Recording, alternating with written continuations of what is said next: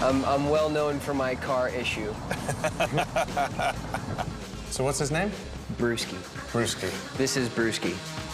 Cars always represented to me like, you know, the cool guy. That kind of guy's goal to get a cool car that, you know, really works with your personality.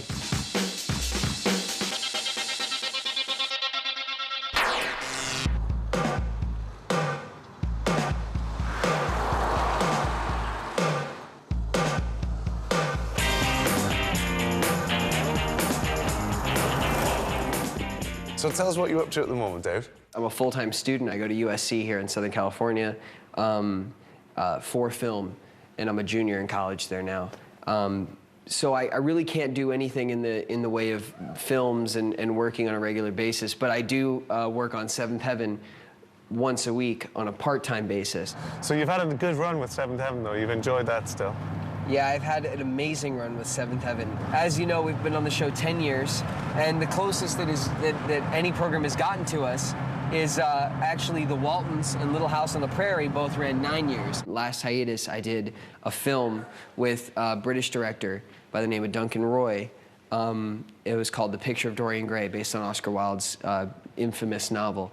And how is it? Does people at work think you're crazy when you turn up in a different car every other day? Oh, they think I'm absolutely out of my mind. Do they? They're always, every season, they're like, hey, Dave, you get any new rides?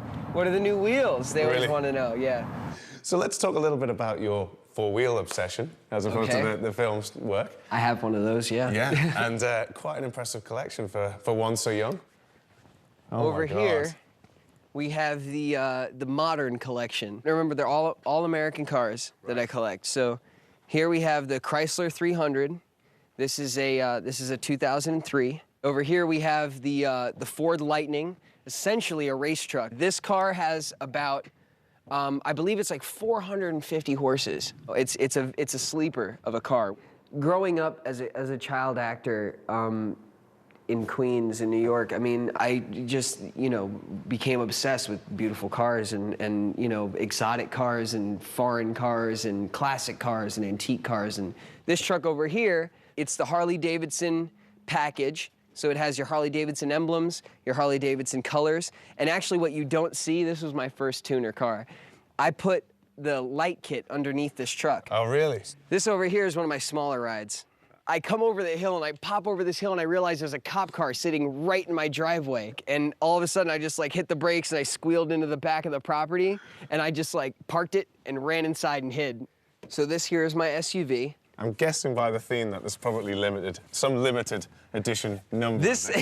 No, this is actually just your very basic Cadillac. Well, I mean, it's not.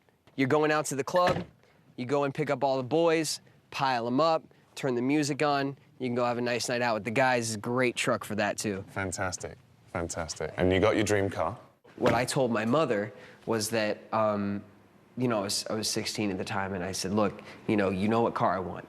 You've known it for years. It's my dream car. I want this car. And it was the Plymouth Prowler. So this is where they live? Yes. Fantastic. This is my baby. Absolutely. These are actually... So you went for the subtle color? It's such a beautiful car, and it runs beautifully, and it's fast, but it's light, and it's good on gas, and it's convertible, and it's like there's nothing wrong with that car.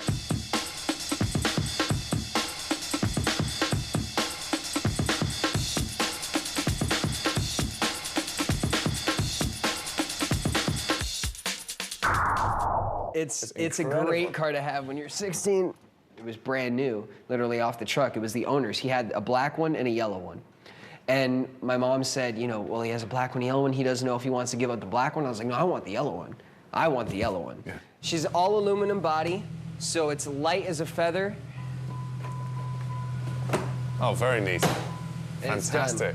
It flies on the freeway. It's a V6, so it's great on gas. Right. It's got the different sized rims. It has, I believe, 17s and 20s. It's got about 290 horsepower. Fast car, I have to say. Very sexy, as far as cars go. I think still the best looking car on the road.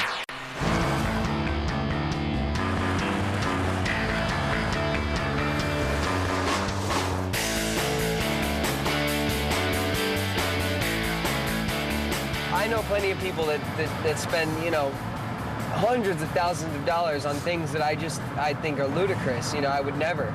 And, you know, and of course they think the same way about my cars. This car over here, This thing, now which this isn't something is to ignore at all. A beast, an absolute beast. I think one of the biggest production engines in a car.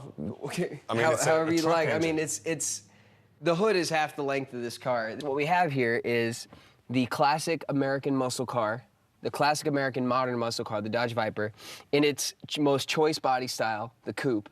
One of the final editions in its most vibrant colors, the red. It's incredible. I've driven this car about 3 times. This is the only car that I own that I'm really scared of.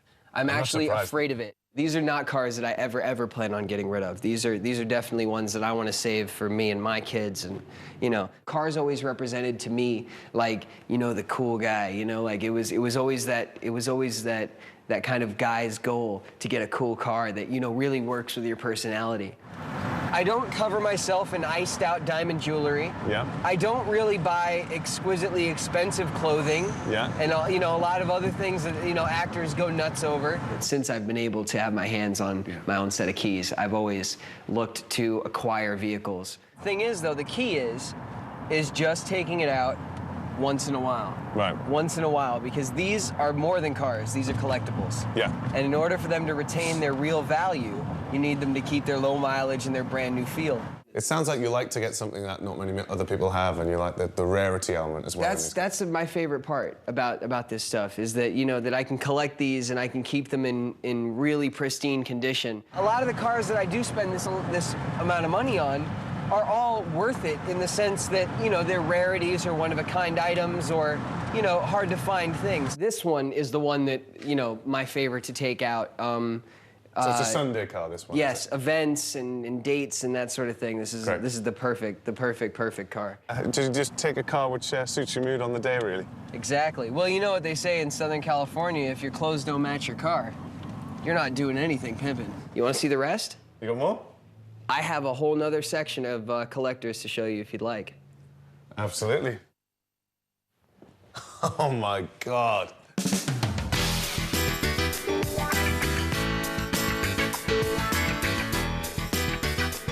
This is the antique section.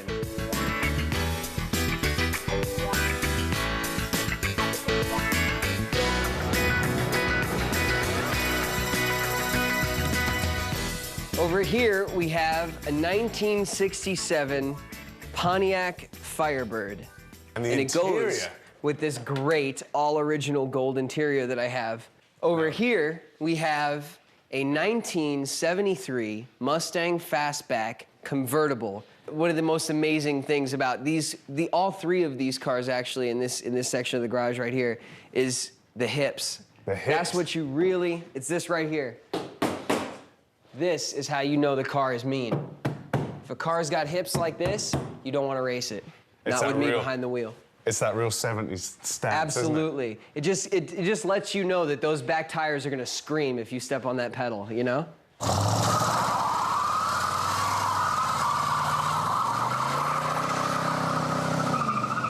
This is a 1971 Oldsmobile 442, and it's just, I mean, it has amazing, amazing balls. This car just is so loud and powerful. It actually has the same amount of horsepower as my race truck.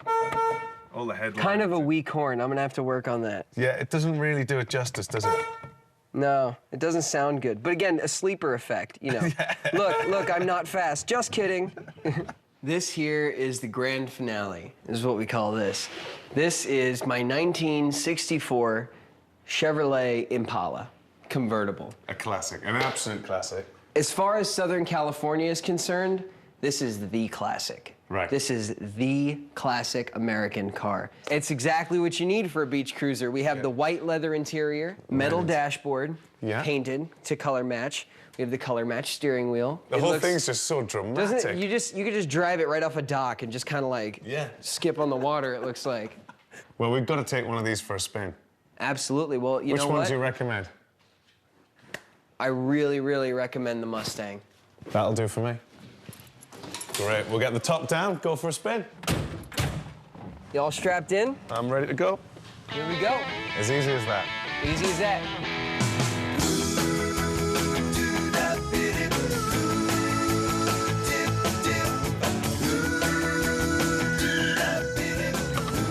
great car.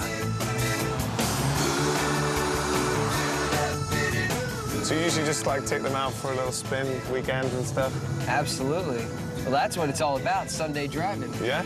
As a car collector, you gotta really, really appreciate the Sunday drive.